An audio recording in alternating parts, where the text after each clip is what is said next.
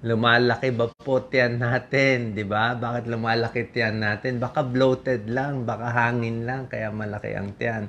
So, tingnan natin ha, kung bloated ang stomach natin, may kabag, paano natin babawasan? Ano ba mga bad habits ginagawa natin para lumiit-liit ang tiyan natin?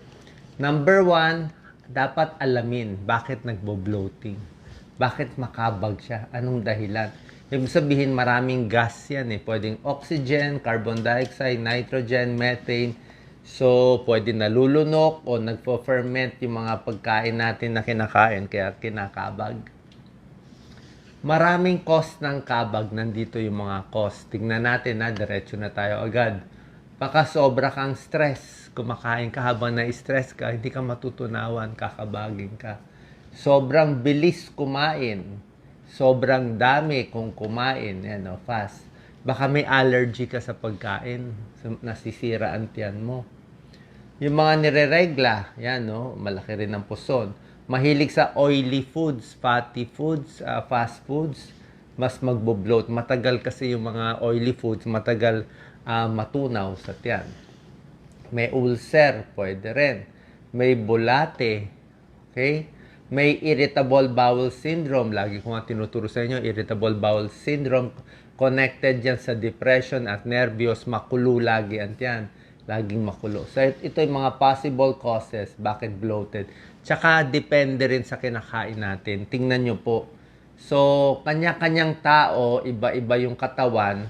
Kung saan kayo nabo-bloat, pag yun ang kinain nyo, titigilan nyo. Mabo-bloat ka sa soft drinks, di ba? Carbonated yan eh. Daming bula.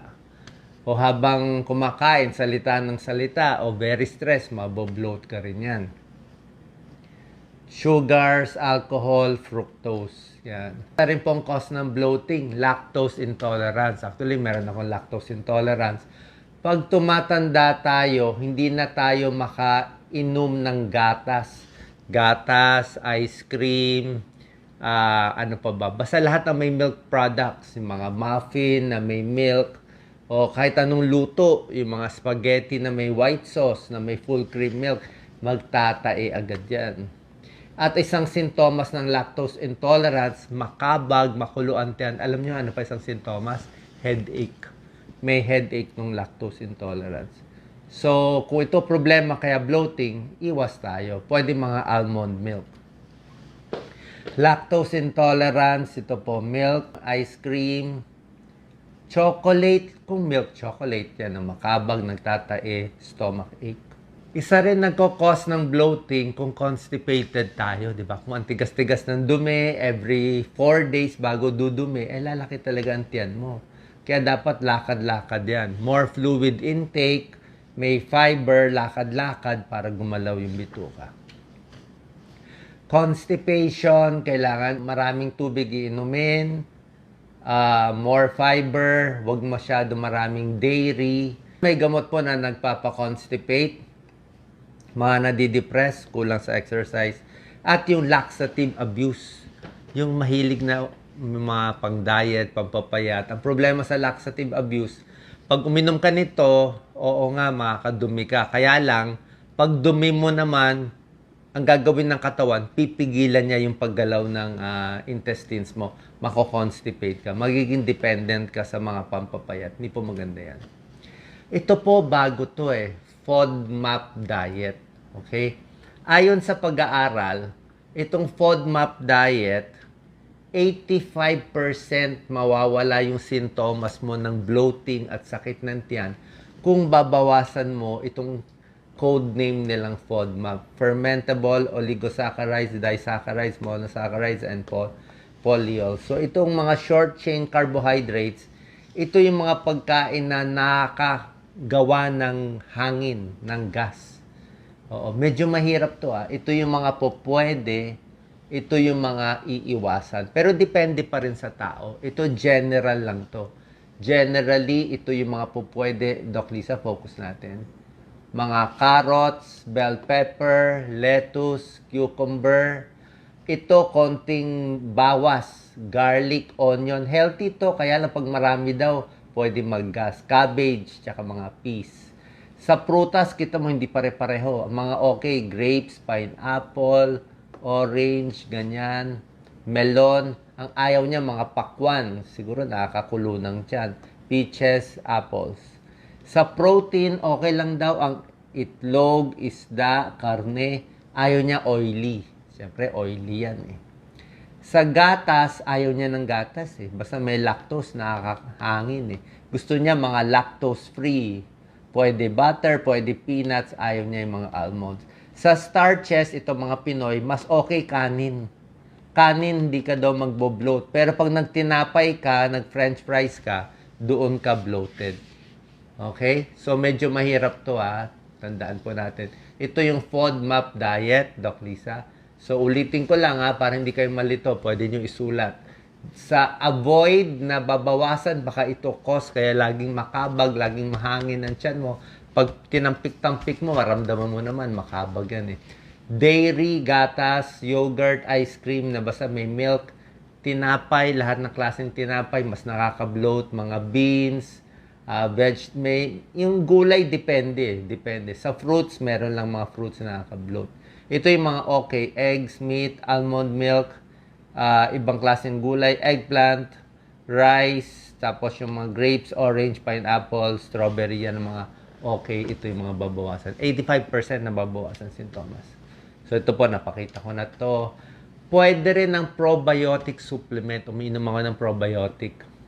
Yung binibili natin, Doc Lisa, parang 5 billion eh. Merong mga 500 million na good bacteria, merong 5 billion, mas effective yung mataas. Medyo lalambot ang dumig mo konti, pero marami yung nagsasabi maganda daw, lalo na kung naka-antibiotics ka. Minsan, kailangan kasi maraming good bacteria para hindi dumami yung bad bacteria. So, probiotics, may mga pag-aaral, medyo proven po to na supplement. Pagkakain, konti-konti, wag marami para hindi mahirap sa pagtunaw. Kung masyadong matigas, masyadong hilaw yung gulay, magbo-bloat ka, mahirapan. Masyadong salty, mas magmamanas. Masyadong fatty, matagal din mawala sa tiyan. So, yan. So, yung pagkain natin, sapat lang, iwas sa mga carbonated. Alam ko, masarap yung mga soft drinks, very refreshing, kaya lang nakakabag, burp ka ng burp. Yung mga sugary at trigger foods, mindful eating, dahan-dahan lang.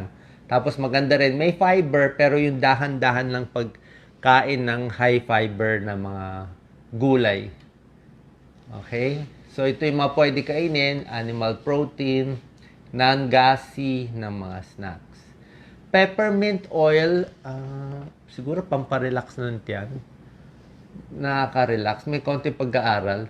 Bawas sakit sa tiyan, bawas bloating. Yung mga chewing gum, okay?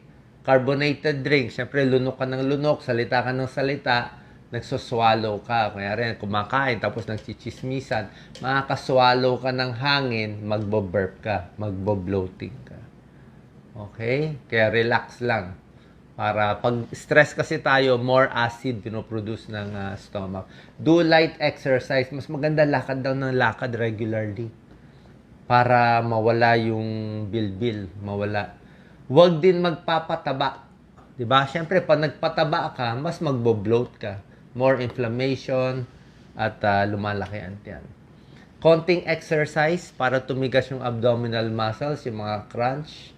Walking, napakaganda, pampalakas din ng tiyan yan para hindi lumaki ang tiyan.